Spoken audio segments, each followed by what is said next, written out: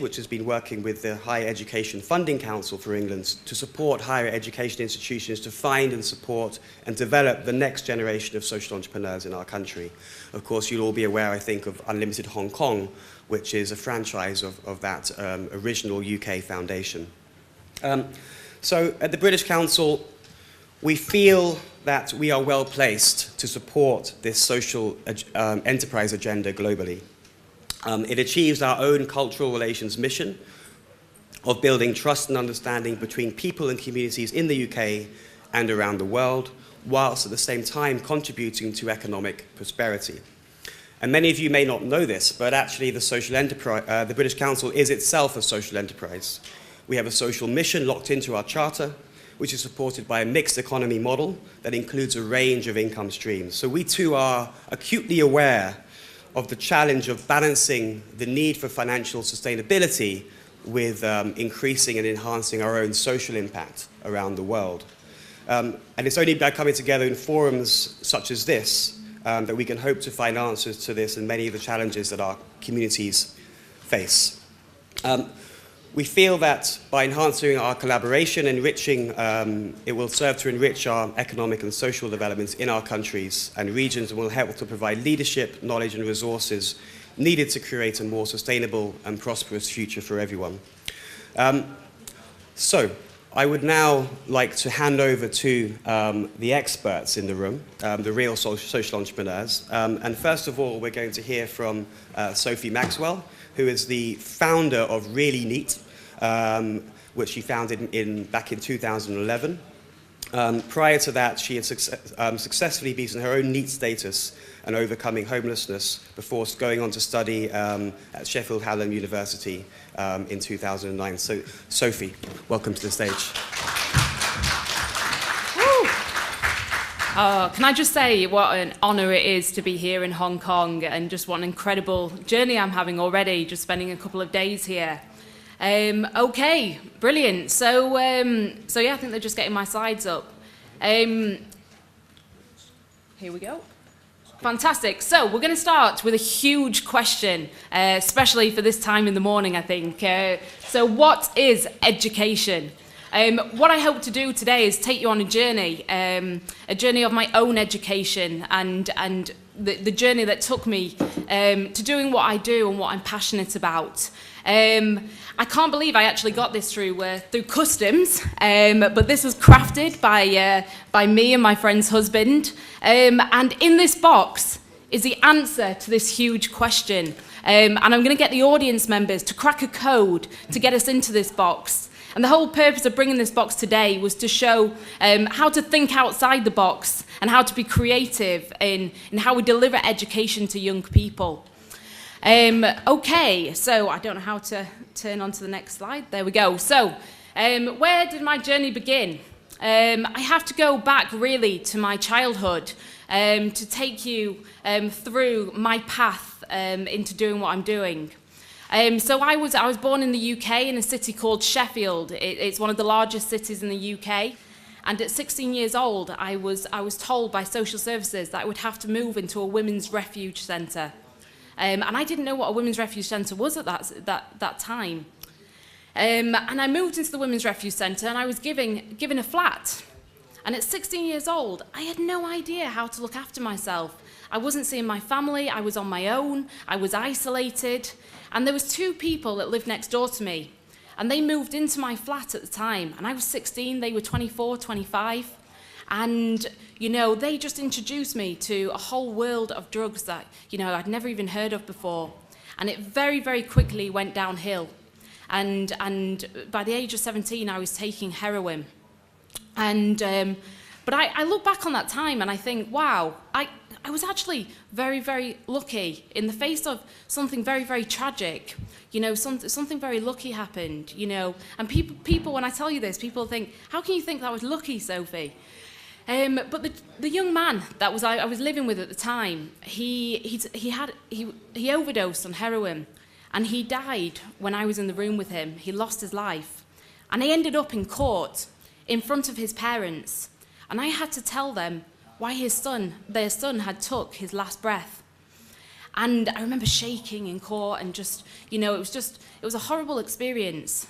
But it made me truly value life, because I felt it was a defining point in my life. It could have gone down two paths. I could follow him to death, or I could decide to do something. I could decide to give back.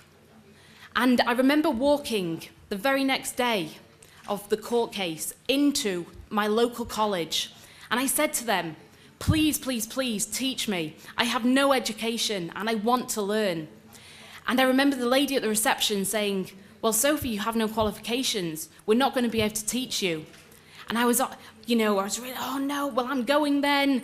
And this guy heard what I said. He was a tutor at the college. And he grabbed the scruff of my neck and he pulled me back. And he said, wait, before you go, tell me a little bit about yourself.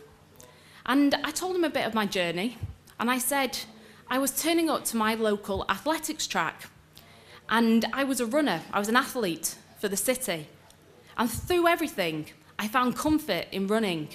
And I would turn up to the track 6 days a week. And I would run and run and run, until I was flat out on the floor. And I loved it. It gave me a freedom, a sense of pride in myself.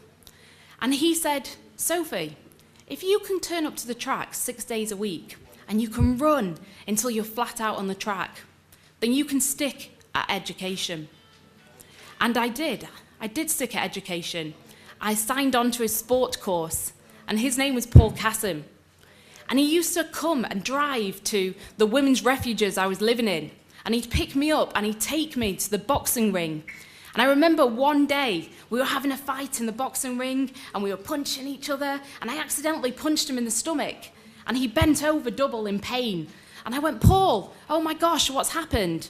And he said, Sophie, there's something that I've been meaning to tell you, but the timing just hasn't been right.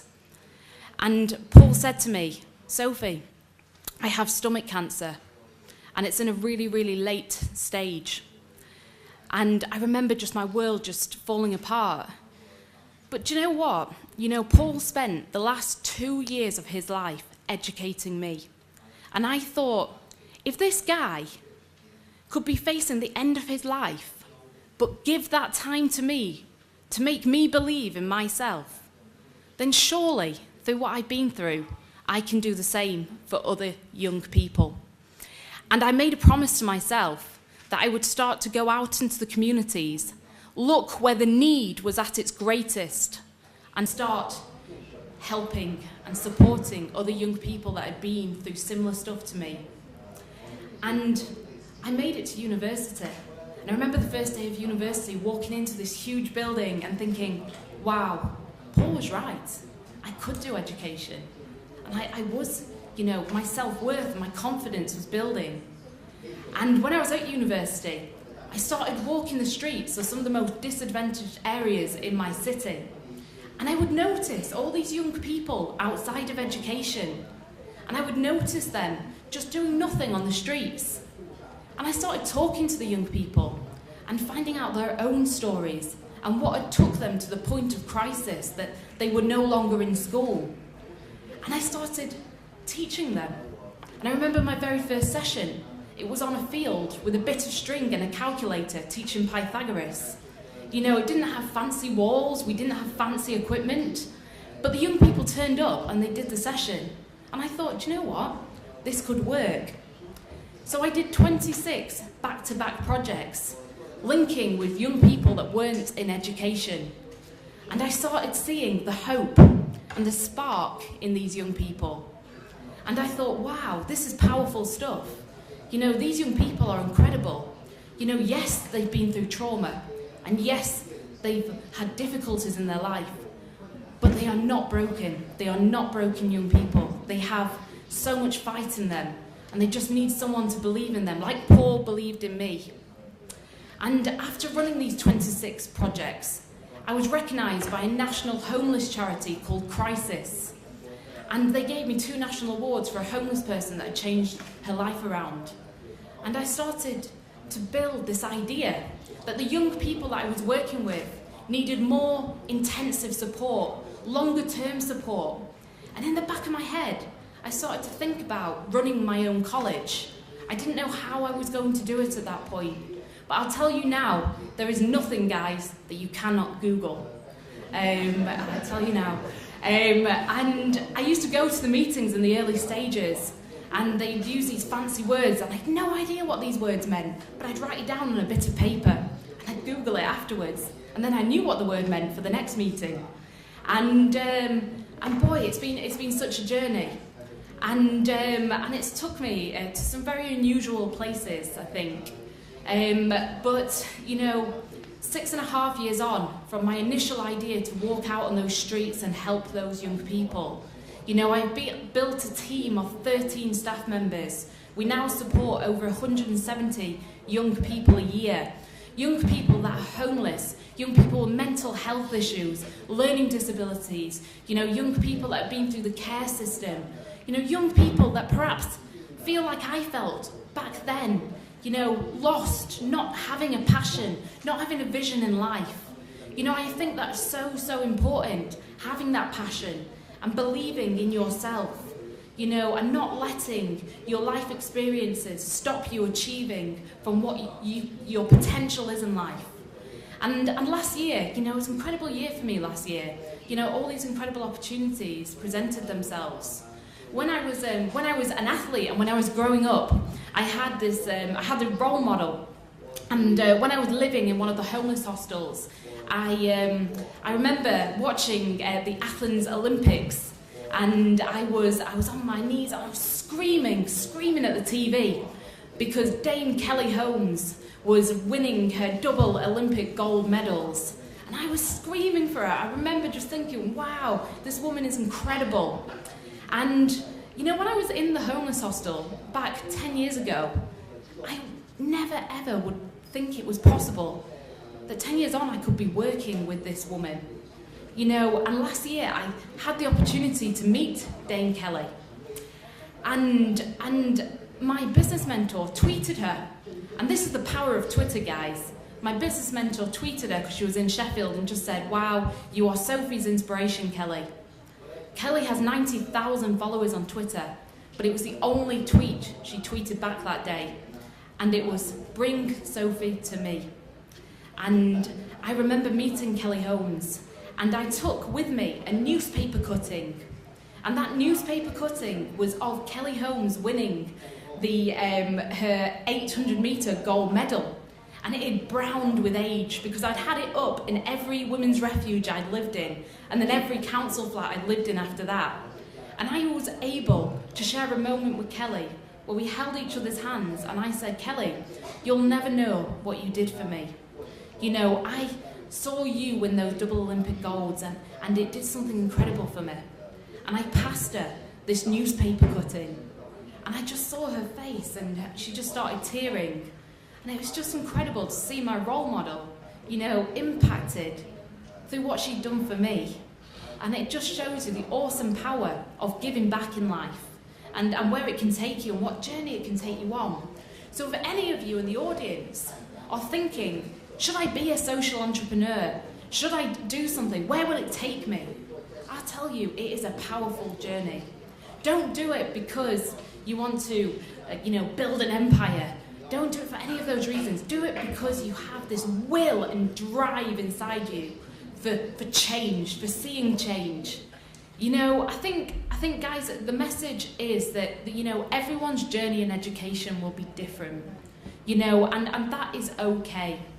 I'm gonna bring you back to my wonderful creation, my box. So basically, I need your help as audience members. There's a bit of participation here. Basically, I need you to solve the code to get in my box.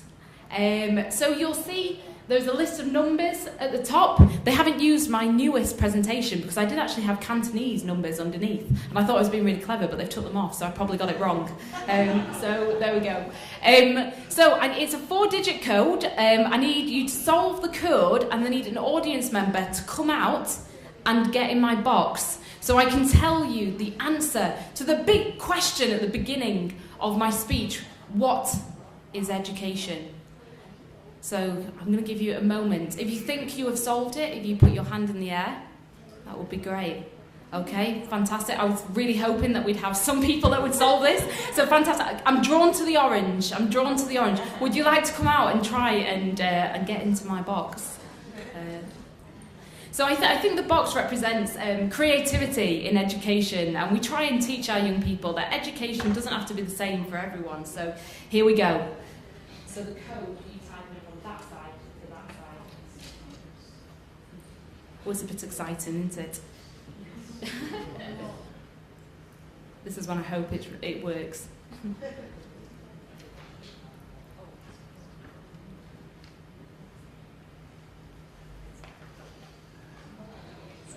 Okay, do you want to pull it?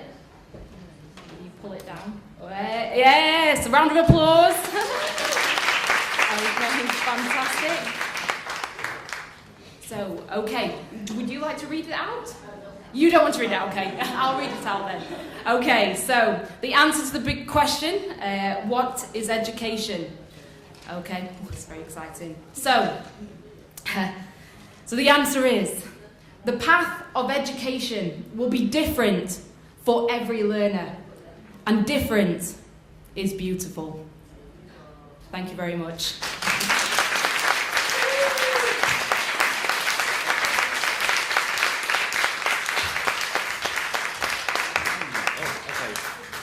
Thank you very much, Sophie. I mean, I was just thinking that I think I told you a whole load of numbers in my presentation before, and although numbers might be important, it's the real stories that are the most inspiring thing about this social enterprise movement. So thanks very much for that, Sophie. I would now like to invite Meredith Karazin up to the stage. Meredith is the COO of Teach for China. I think many of you will have come across the Teach For brand in many countries around the world. And more recently, the co-founder of the LearnLab with over 10 years of experience in the social enterprise and education sector. So Meredith, over to you.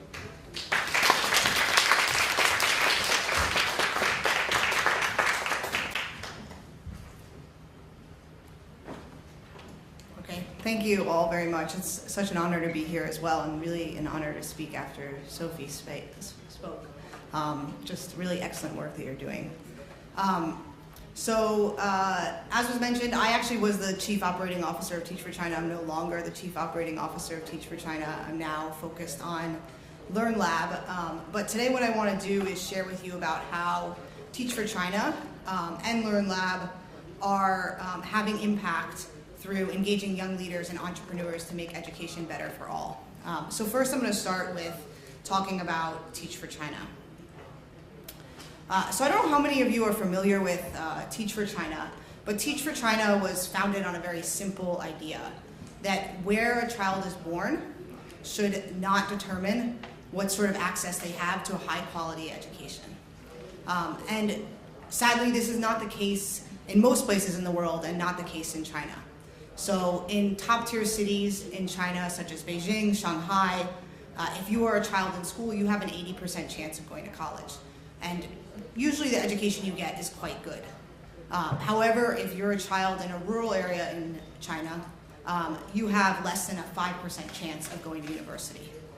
So this is just an incredible, staggering difference in opportunities that children have in China. And I don't know how many of you guys have visited schools in China in the big cities or in the rural areas, but the problem that China has is not so much of a infrastructure problem. Actually, China has done a really great job of building excellent schools. I think the policies in China are really great around education. The main issues are around kind of a software problem or human capital. So the biggest issue in China is around kind of the teaching force. So like a lot of places in the world, the most excellent teachers frequently are found in the most excellent resource schools, and these under-resourced communities that are far, that are remote, that don't have a lot of resources in terms of money or community resources, don't get the best teachers. So the second main premise that Teach for China was founded on is that the future leaders of tomorrow, so top college graduates from universities such as Peking University, Tsinghua, Fudan, would, instead of going into sort of lucrative careers in banking, consulting, having all the options in front of them, would instead go to teach in under-resourced schools for 2 years. So that was kind of the premise behind the Teach for China model. And frankly, when Teach for China first started, a lot of people thought, is that really going to happen? Can you really get these top college graduates to, they've done so much to get where they are in their education. Would they really kind of give up these great career opportunities that they have to take a very low salary and teach for 2 years in really hard environments? So the Teach for China program started off with just 20 fellows. And I think, what I'm happy to say today is that the model did really work. There's now 400 fellows teaching in over 130 schools in China. What originally started off as a program in just a small area in Linsang, Yunnan, is now spread across the Yunnan area in Guangdong. There's huge kind of potential for expansion of the program.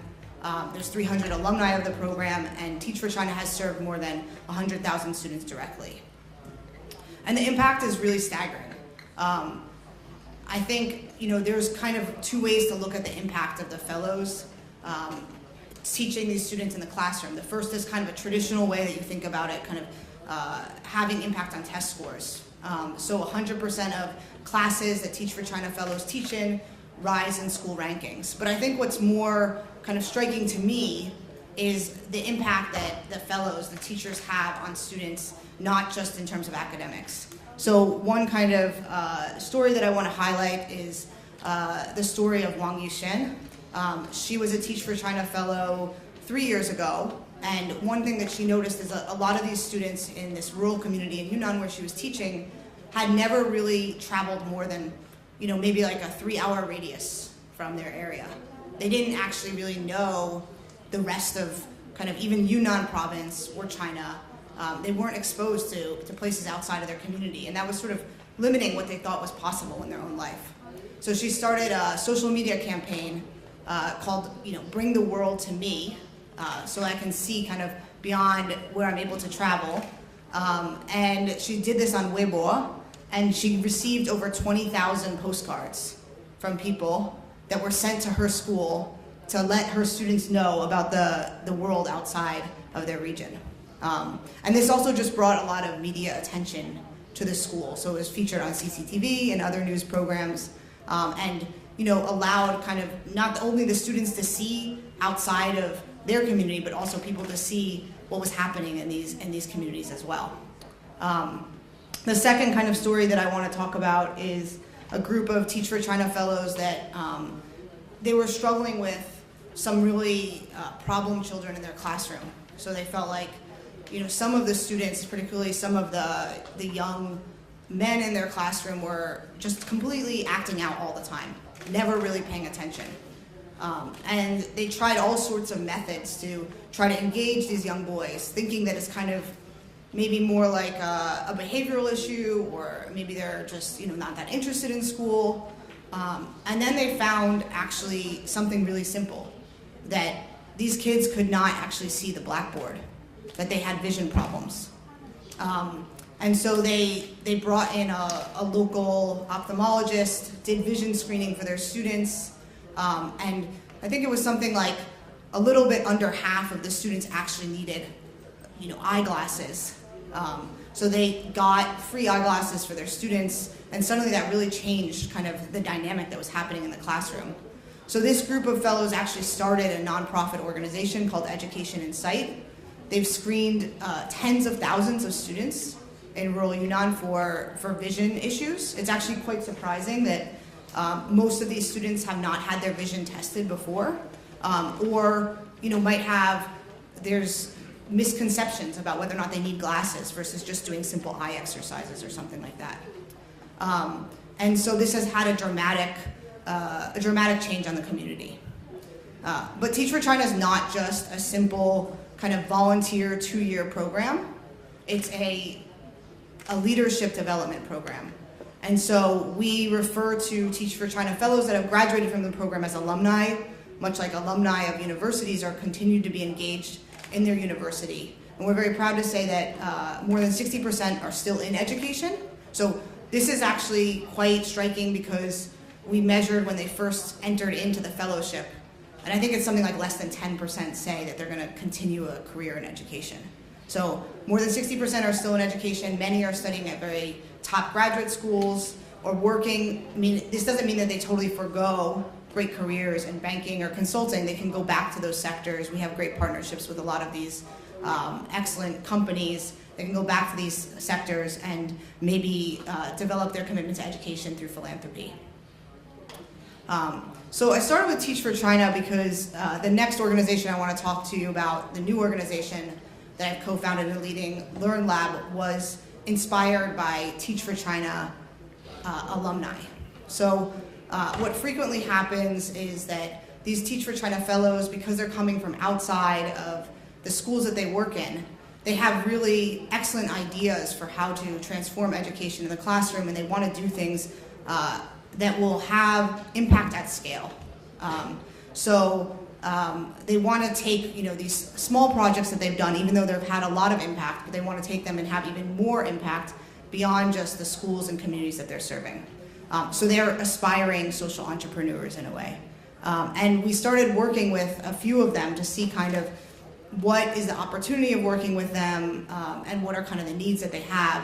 And we're really inspired by this potential of a group of young leaders who actually know the real needs in education, have spent 2 years in the classroom teaching, really know what it's like to really solve issues in education at scale. And that frequently actually doesn't happen if you look at kind of education writ large, educational companies. A lot of people are approaching it more from a business side of things.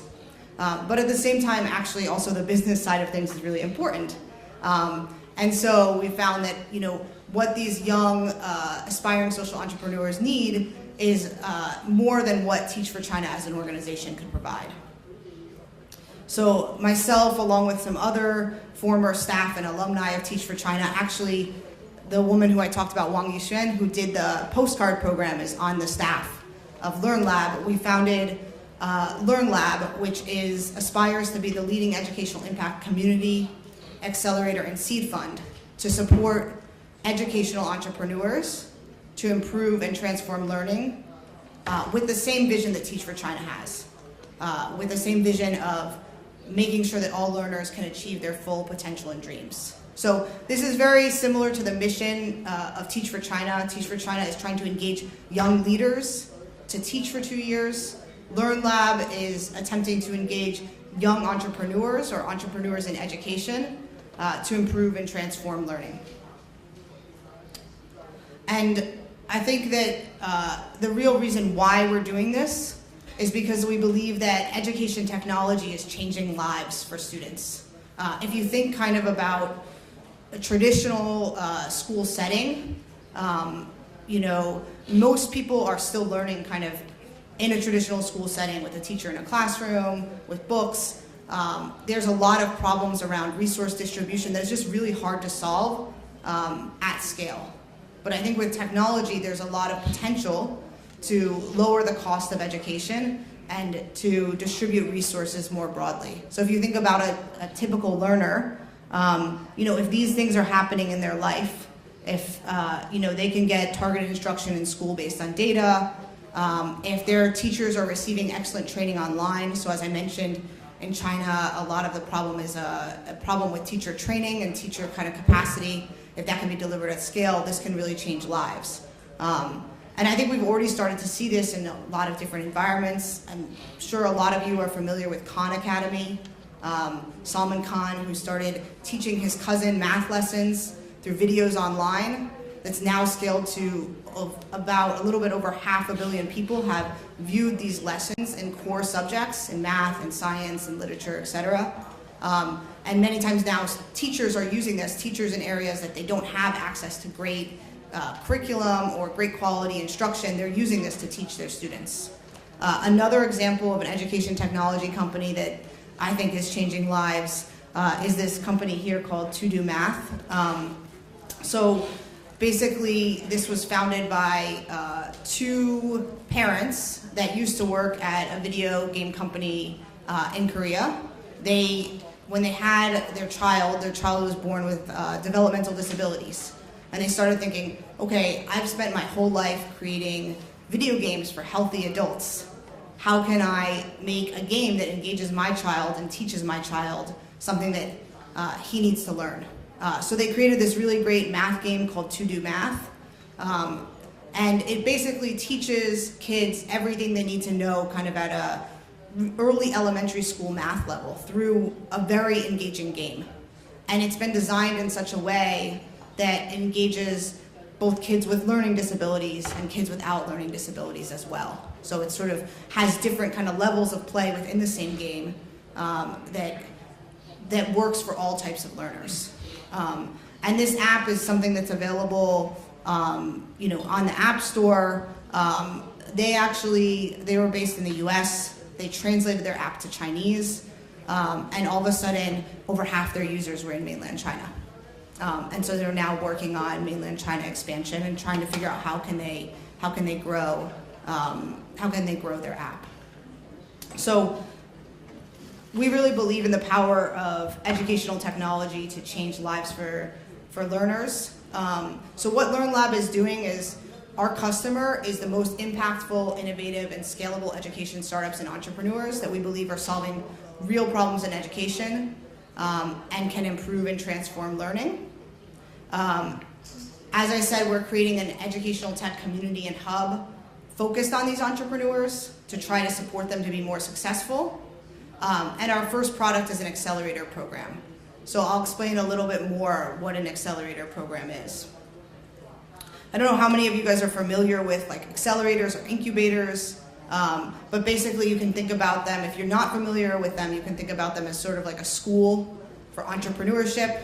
You might have an idea like Sophie had about how she wants to kind of use her own personal experience and what she's doing helping youth to change the world and to change education, and she wants to figure out how to scale that up. And so then she could enter into an accelerator or incubator program that provides her with a couple of different services to help her make her business more successful. And so we're offering 5 main services for educational entrepreneurs, from peer support to mentorship to investment. And there's really nothing like this right now in mainland China. I think there's a lot of kind of general programs for entrepreneurs. Entrepreneurs across kind of the startup sector and tech sector is obviously very much booming in mainland China. And there's a lot of services to help general entrepreneurs, but there's not anything yet that's really aimed at education in specific and that's providing these core value adds that educational entrepreneurs need that might be different than other types of entrepreneurs. And there's really nothing that's working to both kind of have impact on education, but also to have profit. So our long-term vision is to be a connective hub for educational entrepreneurs, connecting them with mentors, investors, talent, schools, and learners. And I think you can see that this is a really, in my opinion, this kind of just creates a great virtuous cycle. That schools and learners are looking for great innovative technologies to integrate into their classroom, frequently don't know how to access it. So through connecting with LearnLab, schools and learners can also have access to these great educational entrepreneurs and technologies, while these entrepreneurs can have environments that they can test their product out. So this is sort of the long-term vision of LearnLab. So I think I just want to close by saying, just sharing 3 reflections, I think, from my experience with Teach for China and LearnLab. I think the first is that, as Sophie said, I think there's a lot of people that want to do something for the good of society, but they don't maybe know how to do that. And I think there's a lot of doubt that people think that people who are promising in their own kind of education or career would kind of give up what is seen as more traditional pathways to really engage in society. And I think the story of Teach for China and now the story of LearnLab proves that there is a huge interest of young people to engage on the problems of society. They just need the programs to enter into. So we shouldn't be underselling ourselves in terms of thinking about what the youth of today can do. I think the second thing is that, in my experience with LearnLab, is that technology and startups and entrepreneurship is really a huge wave that's kind of sweeping through the world. It's having a huge impact on the way we work, and having a huge impact, particularly in mainland China, on kind of the pathways for youth. But if we think about kind of what has technology done for good, it still hasn't had the impact that it's had in other sectors. So if you think about like commerce, at least now for my life in Beijing, I can do pretty much anything online. I can buy my groceries online, I can get a taxi online, I can get coupons online before I go to the store to buy my lunch. Like e-commerce has pretty much changed my shopping experience, but we can't say the same thing yet for education or other social services. So I think there's tremendous potential to harness technology for social good. And then the last kind of reflection that I have is that my career has been more in kind of traditional nonprofit sector. This is kind of my first foray into social entrepreneurship or impact investing. And I think there's just tremendous potential in this area, particularly in mainland China, but I'm happy to share a little bit more about that when we have our panel discussion and question and answer. So thank you all.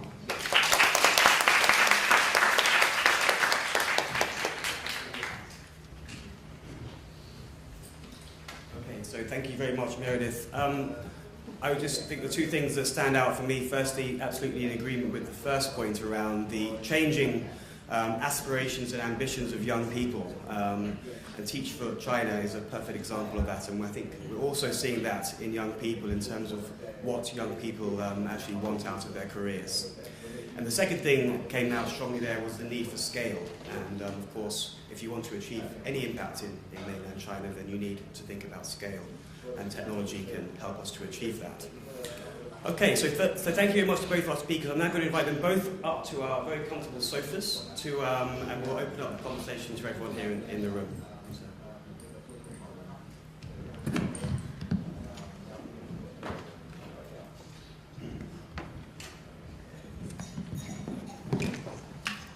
Hello. Okay, so welcome back. So what we'll do for the next, I think, about 45 minutes or so, is we'll take some questions from the floor. I'll ask you if you could just introduce who you are, and if you have an organization, your organization. And if I can ask you to keep your question quite brief, so we can try to get as many voices as possible from the room, that would be fantastic. And I'll also take a few questions at the same time, so we can get a range of thoughts on the room before handing over to our panelists, if that's okay. Does that sound reasonable to everybody here? Yes? Yeah, good. And given that I am the facilitator, I think I'll give myself the privilege of asking the first question, so sorry. But the first question I have is just focusing really on this is the Social Enterprise Summit. And so what I'm interested just to hear about is, what is it about social entrepreneurs as leaders of these organizations and social enterprises as the business model that is different or adds value when you're thinking about trying to change educational models for young people? I think being a social enterprise, you're going to have a little bit of a different take on education to, say, the private sector. Because it's about, for us, it's about youth work before education. So it's solving the barriers that are stopping young people accessing education and being successful in education. Whereas maybe the private sector would all be qualification focused and, about getting people qualifications for career. The kind of take that we have on it is that these young people have lost faith in education. They've been let down heavily, and it's about looking at how can we take away those barriers that they have to education, and how we can support them then to go on to do the other stuff, which is the qualifications and the career and out and whatever. So. Yeah, I mean, I think as I mentioned, most of my career has been more in the traditional nonprofit sector. And I think one of the things that I was always really struck by working in the nonprofit sector is that, frequently sort of who you're getting paid by and who you're trying to serve, two totally different populations. So you're getting money from, usually wealthy individuals or corporations or government, and the people that you're trying to serve are, under-resourced learners or people in under-resourced communities. And so that's like just a very hard balancing act to maintain. And I think I'm particularly very inspired right now by meeting a lot of young educational entrepreneurs that are trying to build sustainable businesses. So they have to serve the needs of their customers. Their revenue is going to rely on serving their customers well. And they don't have so much, of course they're going to have investors in their company, but they don't have so much this huge dichotomy between who they're trying to serve and where they're getting funding from. So I am particularly very, just inspired by that, and I think that just sometimes can create much better products that are really serving the needs of learners or people in the education space. I think picking up on what Meredith is saying as well, we're funded in lots of different ways, but it's important for us that our learners don't feel different between the programs that we deliver. So even though we feel the impact of hard outcomes and having to deliver outcomes based on mainstream education a lot of the time, it's important that the learners don't feel that, and they feel that every program is the same and delivered in the same way. We're creative in our approach, and we don't let constraints stop that flexibility and stop that creativity. So social entrepreneurs are not constrained by the demands of the donors on the one hand and by educational sort of independent external targets on the other. I think we are constrained, but it's about not letting the people we support feel those constraints. Cool. Anything to add? Oh, I was just going to say, I think social entrepreneurship and enterprise is obviously a pretty big word that means a lot of different things to a lot of different people in a lot of different contexts. What you were talking about at the very beginning that's happening in the UK, the UK is probably one of the most developed ecosystems of social entrepreneurship and social enterprise.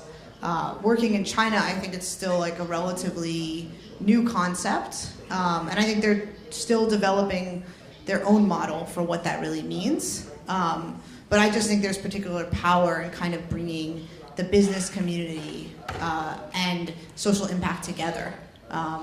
And however that kind of ends up working out, because that'll be different in different contexts. I think there's just a lot of potential there. Okay, fantastic. I'll hand over to our audience. So, are there any initial questions to kick us off? Okay, gentleman at the back in the white shirt.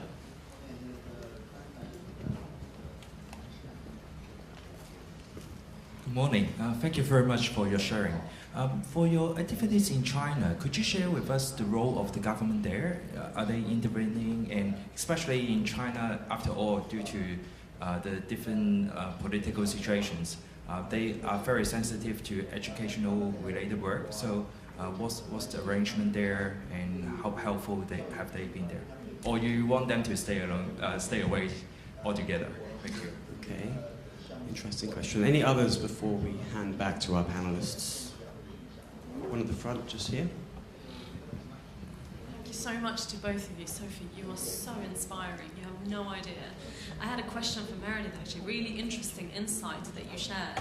My question was, when you developed these bank of trainers and tutors, how did you maintain the quality of standard when you expanded on such a scale across the area? Okay.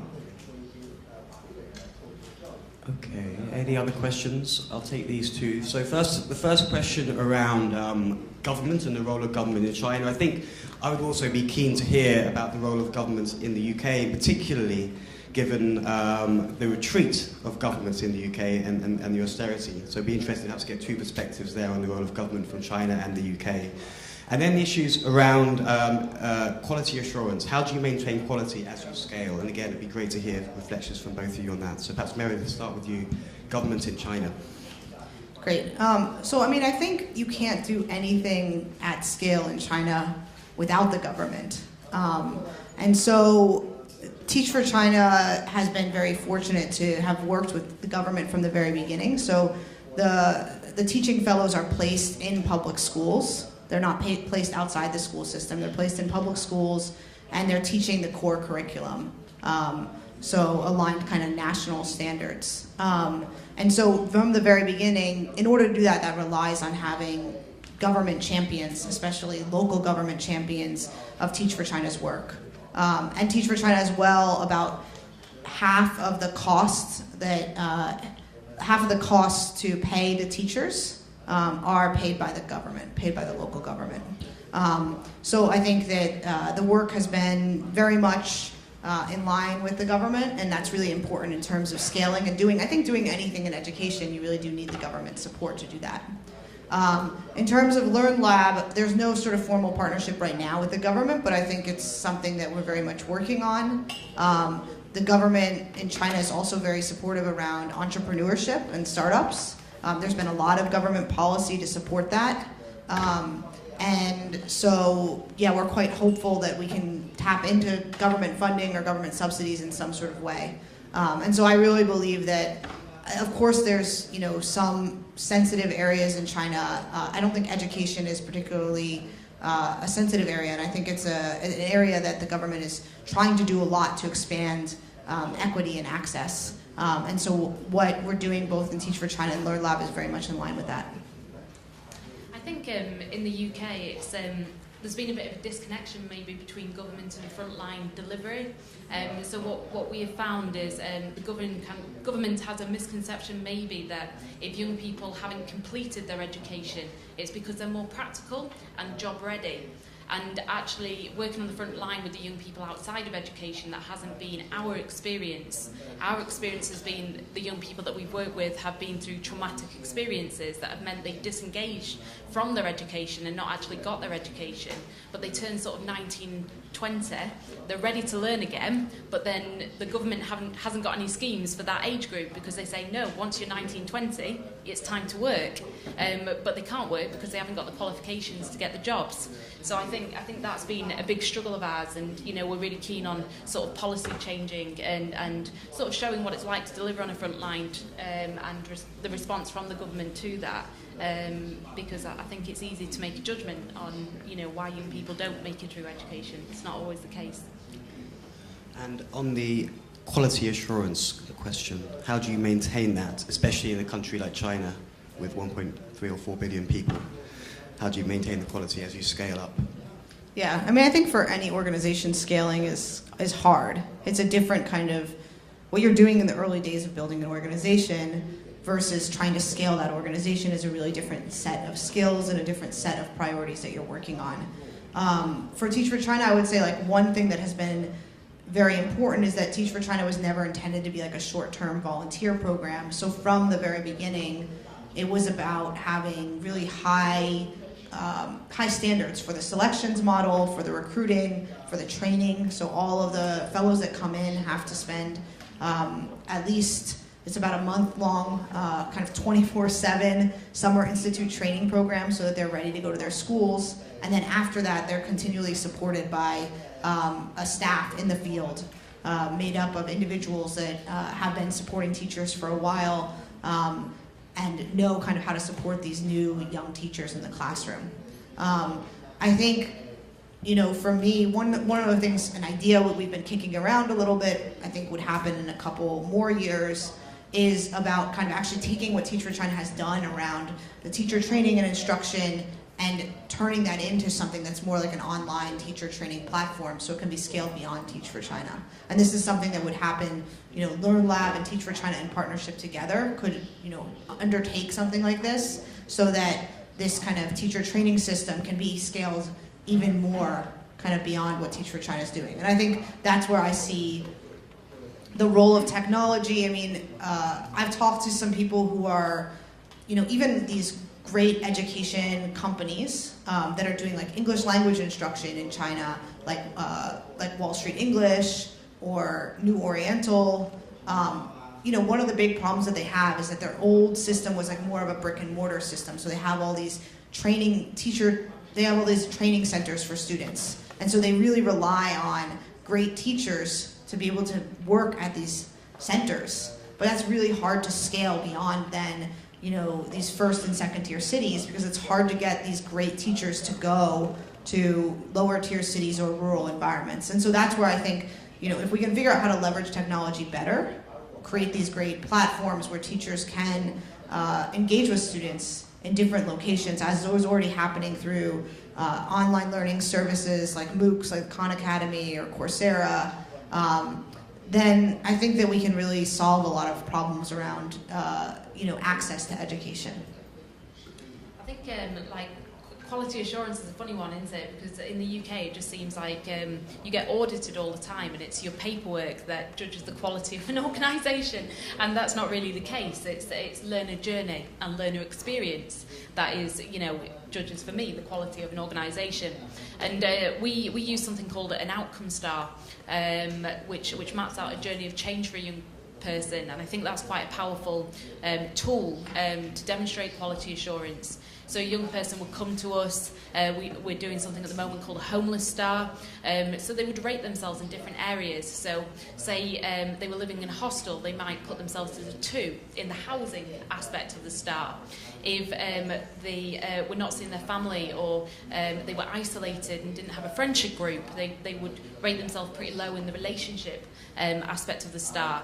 And then as the journey goes on through their experience at Really NEET, at our organisation, you would hope that they would start to creep up the star in different areas, and it shows the impact we're having in so many different areas of their life, not just education, but their home life, their choices they're making, their housing, and I think that's a really powerful way of mapping quality assurance. That's not just ticking boxes and doing paperwork.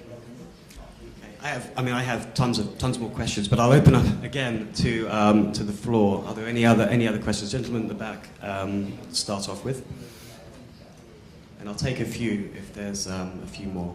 My name is Andrew Au. I work for Schroders. My question is directed at Sophie. You said that sports picks you up. Do you actually build sports into your program? Yeah. So we actually, funny enough, we got a contract with the Dame Kelly Holmes Trust straight after meeting with her. So we've just run 4 of her Get On Track programs. So that they're 8-week programs, and we get assigned world-class athletes. So we've been really, really lucky. We worked with Jenna Downing, who's a world champion at the X Games for rollerblading. We've worked with Sue Smith, who was the commentator for England at the Women's World Cup. We had Paul Broadbent, he played for the England rugby team, he captained it.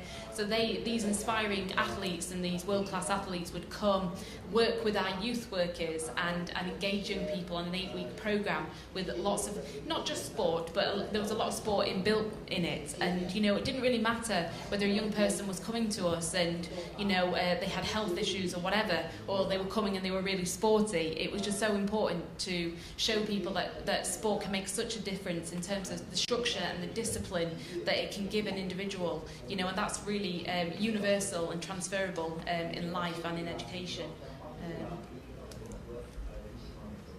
I might add to that, one of the most inspiring programs that I've been involved in was in Myanmar, and as part of our social enterprise work, we had a football program up in northern Rakhine State, and many of you will be aware of the religious tensions and conflict that have existed on the border with Myanmar and Bangladesh. And this program actually got 2 groups of Rohingya Muslims and Buddhists together playing football, and then that followed on with a dialogue around peace and how to engage with each other. So incredibly powerful tool, I think, for building not only self-confidence and esteem, but also in actually building inclusive communities as well. Any other questions from the floor? Okay, I have a question around the role of social enterprise in public service delivery. I think an interesting area from both the Chinese and UK perspective. So in the UK, we see, obviously, a lot of funding cuts at the moment, and an increasing reliance on organisations in the third sector or social enterprises in delivery of public services. So do you see that as a way to let government off the hook, or do you see it as a way that or is it more around actually public service reform and innovation in delivery. And just linked to that, just to add the China element to it, we see China opening up more and more of its public services to be delivered by non-state actors. And what is driving that? So Sophie, that's first. I think it goes back to intention. What is driving the social enterprise behind the delivery really? And there's good and bad, isn't there? In all industries and sectors. And I think if it's driven by individuals with passion, a passion for making a difference and change, then there's absolutely nothing wrong with that. But we see so often, people may be using social enterprise to generate money in a not so great way, and I think it can be quite scary really what you can do with social enterprise. So the fact that it's fairly unregulated has its pluses and negatives. In the right hands, unregulation can create creativity, flexibility and change. In the wrong hands, you can make money off vulnerable young people, which is a bad thing. So it just depends in whose hands it's in, and it needs regulating without stopping people being creative and making change.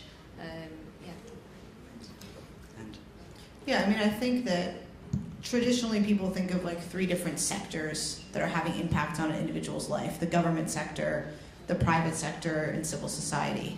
And I think they all play very important roles, and it's important for them to all work together. I think that what I'm particularly interested in is kind of the places that they overlap, and what is one sector better at doing than another sector's good at doing. So, I mean, I think that government is really great at obviously usually doing things at scale, at determining what is, I mean, particularly in China, at determining what is kind of the national policy, and then, making that the policy throughout all of China in terms of, education. Okay, this is kind of the national curriculum, this is the compulsory education system, and, driving that down to all places in China, which, I mean, we're talking about the issues of scale going from, a relatively small organization to a little bit of a larger organization, but that's nothing compared to what the government is doing in China. But I think that, where kind of the private sector and civil society can come in is maybe around them doing things that are a little bit more innovative. They can be more flexible, more nimble, and can possibly kind of create models that are different. They're doing things in different ways that can then either, be scaled through a different apparatus, either through the private sector, through, companies, or have, impact on how the government is thinking about their policy agenda. So I don't know, for me it's not really an either or, and I think it'll be obviously different balances in different countries at different times, and depending on what's happening in the economy. But I think that, it's sort of thinking about what are the competitive advantages of each of the different sectors. And just thinking back to that question of scale, when you consider some of the really complex challenges faced by the people that you're trying to serve, Sophie, how can you scale models where that support is sometimes so hands-on and so intensive? Scaling for us has been, it's sort of generating a bit of money is easy, and then there's a middle ground, and there's generating a lot of money. And I think the middle ground is the hardest place to be, really. So in the early stages, it was all about getting very, very tiny pots of money, maybe £500, £1,000, going out and running a 16-week project or whatever. And I did that for 2 years without taking a wage on a voluntary basis. And, it became a point, I think my business mentor said to me, Sophie, stop putting petrol in your car and started putting food in your mouth, because I was going out into the communities to pick up young people and teach them, and I pretty much couldn't live off that. So I needed to think of a new way of sort of funding Really NEET, and it became, I realised that there was a way to be funded through education, so not just project-based work, but educational qualifications and things like that, So we made a very kind of a big decision really to be classed as a training provider in the UK. And you know, it never really sat right with me, because I don't think we are a training provider. I think we're a youth organisation. But to be under the training provider kind of remit meant that we would be funded long term, and we could gain contracts and we could tender for work. And you know, so it's kind of thinking outside the box. How can we draw the money to do the important work that we do? So funding started to change for us, and then we started to layer up the contracts. So we won one big contract, and then we could sort of layer that with another one, and so we could safeguard ourselves going forwards and create sustainability. Because if we lost one aspect to it, there was still 3 or 4 other aspects to it, and I think that was the journey. Start small, and then build up and start winning contracts and start building reputation, and you know, then people, you know, now we don't have to look for a lot of work, because people sort of come to us and they know who we are, and you know, so yeah, but there was definitely difficult times. I think there was probably 2 or 3 times that we thought we weren't going to be there, and I think there was a 3-week bracket that we had to find £100,000, and miraculous solutions appeared. So there we go. Okay, fantastic. I mean, are there, as I said, I have lots of questions, but are there any others from the floor? And to try to open this up. So the lady just there. If you could just tell us who you are and which organisation you're from. Hello, thank you. I'm Eva from the social enterprise We Do Global, based in Hong Kong. So we are like trying to advocate multicultural education in Hong Kong. Especially there's a lot of ethnic minorities living in Hong Kong now. So I wonder like any social impact measurement for your organization that you would like to share with us. Because like educational experience is usually difficult to measure, and also it takes a long time. So it would be great to hear from you all. Yeah, thank you. Okay, so how do you measure your impact? And also perhaps, you know, just drawing on that question around engaging with ethnic minorities and diversity, perhaps it'd be interesting to hear a little bit about the challenges in, you know, in engaging with diverse communities as part of your projects. Yeah, I mean, I think educational impact is quite hard to measure. And I think it's a very hard question to answer if you're looking at it broadly. I mean, Sophie kind of in her talks spoke about what is education even. I mean, I think there's even this fundamental question that people have, like what is education? So then even trying to say, how do we measure impact can be quite challenging. I think the best way to think about it or look at it is probably at a more kind of detailed way then. You know, I mean, Sophie's talking about that particularly for the populations that she's trying to serve. These are, you know, many times homeless individuals. Kind of what might be educational impact in their lives would be quite different than for what sort of educational impact you're looking to have if you're not serving that population. You know, for the example you talked about, the guy's in his 20s and he's, you know, just completing kind of his, you know, elementary education, and that for him is like a huge, it's amazing impact. That might not be true in a different context. So I think it's just, to me, it's more important to look at the specific context that you're trying to work in and specifically what you're trying to achieve, and you know, really kind of focusing in on that. That is hard I've thought about that a lot for LearnLab. So our goal is over the next 3 years to invest in and support 50 entrepreneurs in education technology. I think it would be very hard for us to figure out what is the right unit of measurement of impact for all 50 of those across a very diverse, you know, this is early childhood education up to adult learning. So I think the measurement that we're going to look at is a little bit more about you know, the number of people served, and then also about, you know, how the company is performing. You know, are they getting future rounds of investments? Are they growing as companies? Are they surviving? Yeah, so that's on maybe I'll answer that question first and let Sophie maybe share her thoughts. I think just to pick up on what Meredith was saying, it's almost about personal progression. So looking at one person's journey. You know, if you're starting from the bottom rung of the ladder and you move up 2 places, that's almost better than starting up here and moving up 1 place. Do you know? So it's kind of like, you know, I think we say like somebody might get, you know, we do GCSEs in the UK, and someone might get 10 A-star GCSEs, but it not mean as much to someone that gets 1D. Do you know? So it's looking at the individual and showing the change that has happened for them. But I think, like, you know, in terms of how we measure that, you know, it's about speaking to the individuals. We do like annual evaluations, and they're very, very hands-on. You know, the external evaluator will come and speak to every individual that comes to Really NEET and hear from them, you know, exactly how the program has impacted their life and why it has impacted their life.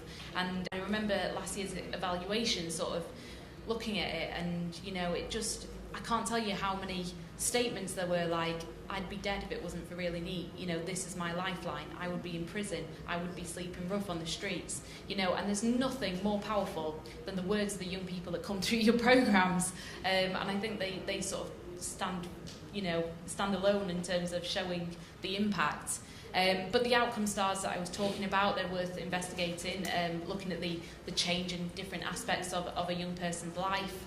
I think the average young person that comes to Really NEET from last year's evaluation has 0.9 qualifications. They end up with 3.6 when they leave Really NEET. So, you know, it's I think you can show that, you know, there's a huge impact in terms of practicality of gaining qualifications and then being able to go on and get a job.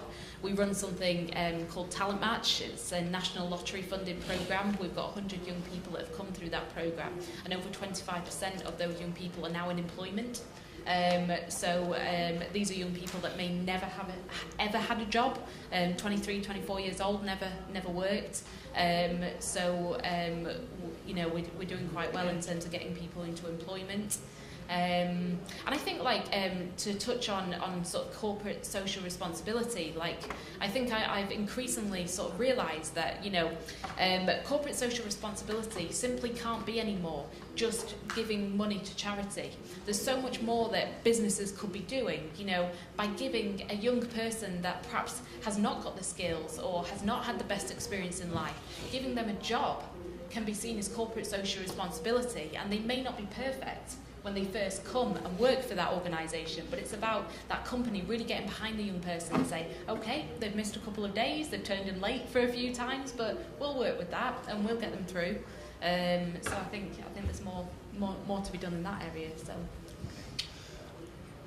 I have a follow-on question there, but I'll come back to the diversity question.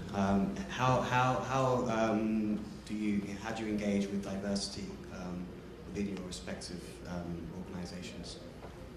Yeah, I mean, there's a lot of different dimensions that you can think about diversity.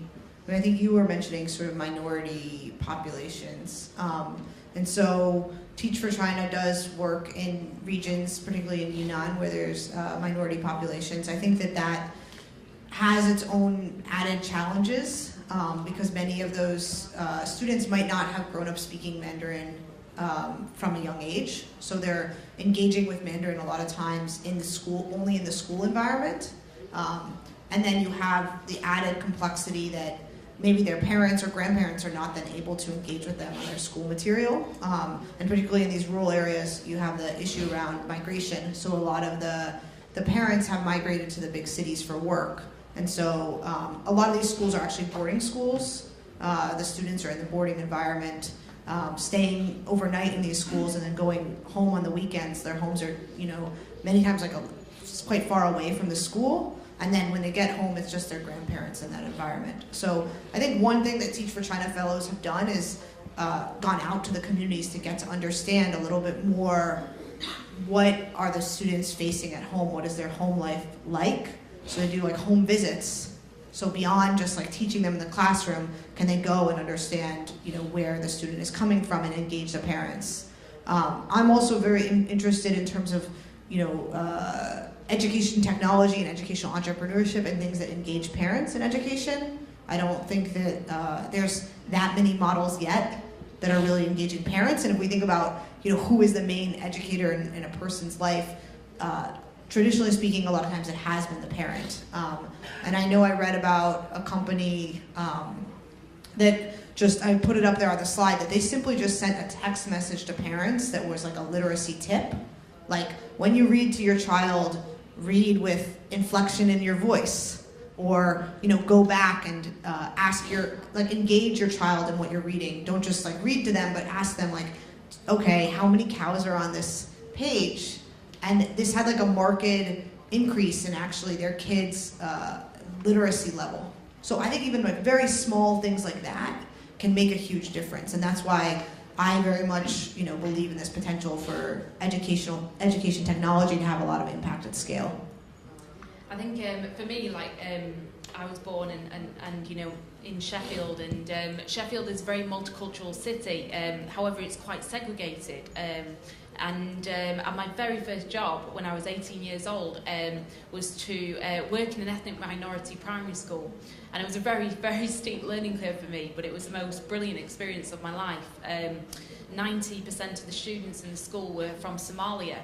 And I remember I was given the job as sports coordinator in the school. It was my first sort of teaching job. And I was responsible for going to the school, picking up these students and taking them to Don Valley Stadium, the local athletics track, teaching them athletics and bringing them home again.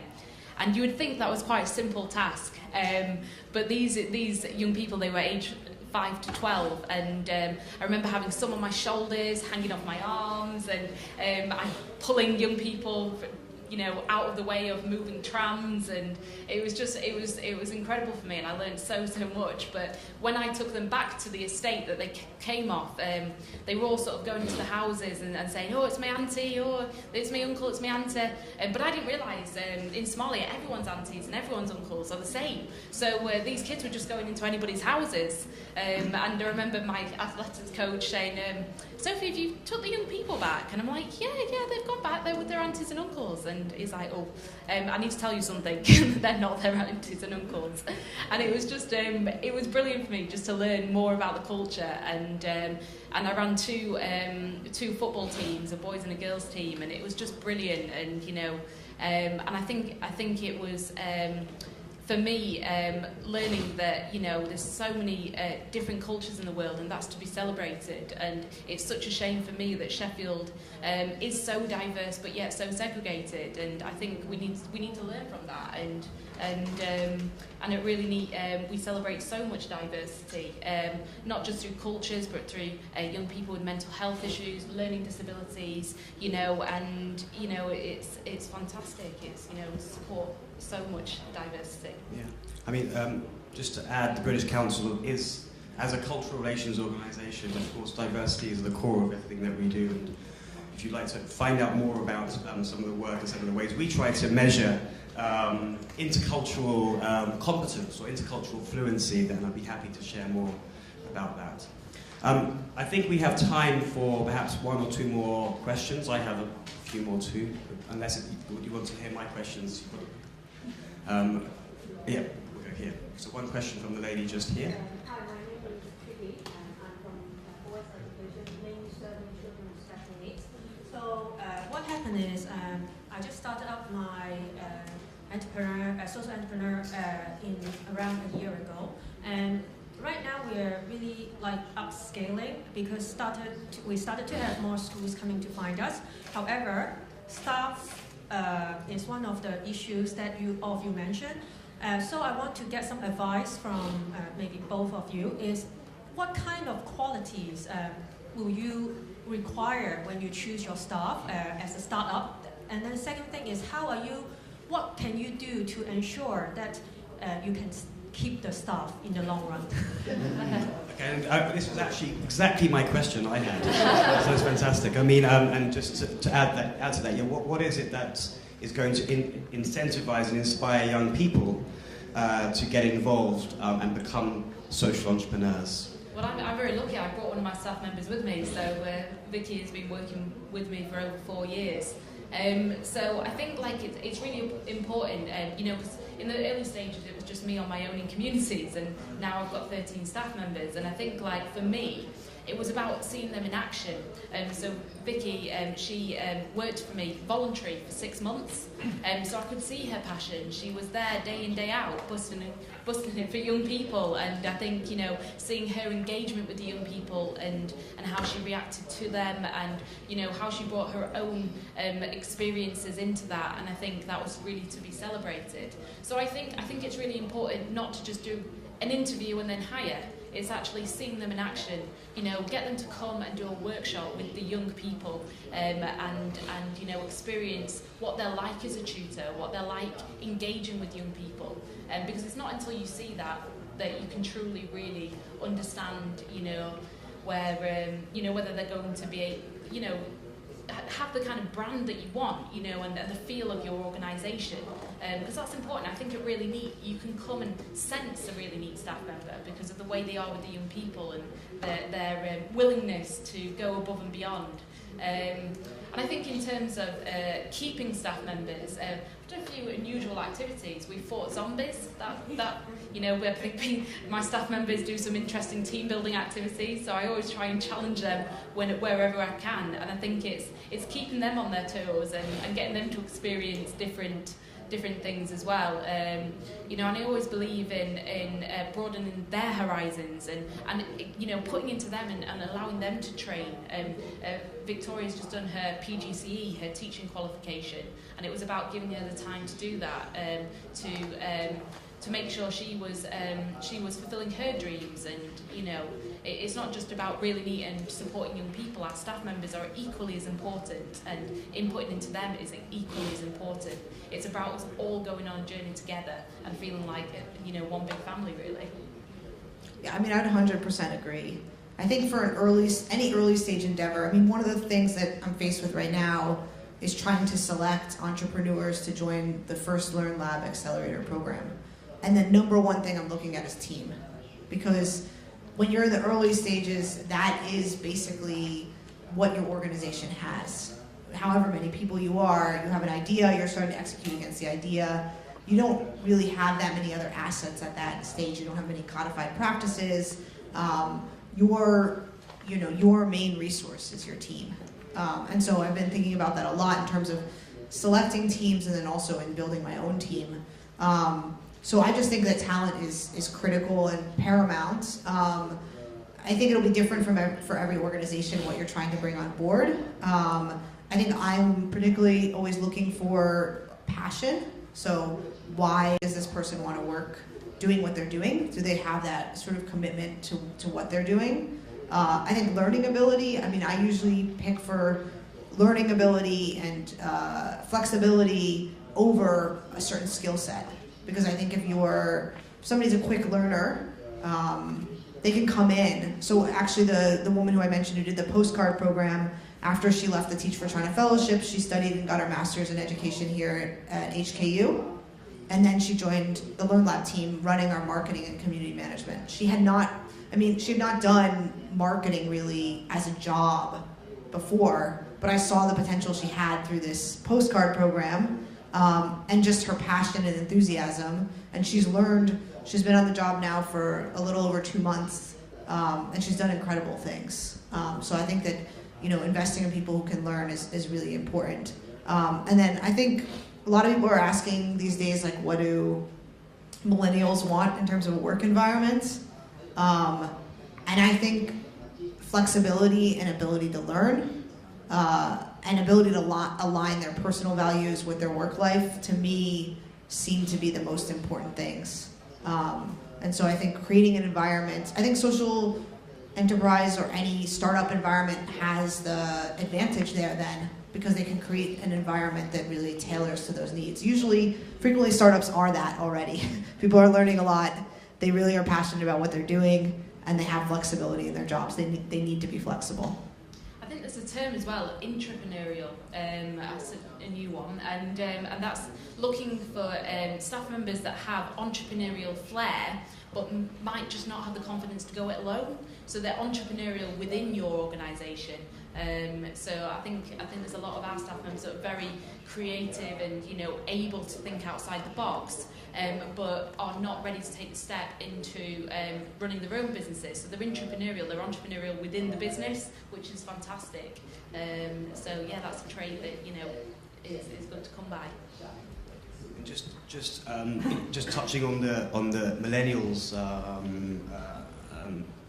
contribution that you just made, I think that it's interesting, and again going back to my passion for numbers. I mean, the evidence that we're seeing in terms of the aspirations and ambitions of millennials is really telling. I mean, I think the vast majority of millennials who were asked in a recent survey from Deloitte, which is I think a biannual survey on millennials, when they were asked what they think the point of business should be, the vast majority of them stated that the point of business was to have a social impact. Now, I think back to when I graduated from university, it was a binary choice that we had. It was either you go into business and go and work in the corporate sector, or you go and work for an NGO. And if back then I wish I had the opportunity and the options to go into the social enterprise sector. So I think we're seeing a real shift in that area, and to have that blend of social and financial impact for young people, I think is increasingly important. Okay, so we are just about finishing on time, so just leaves me to say thank you very much to our two panelists for their inspirational stories.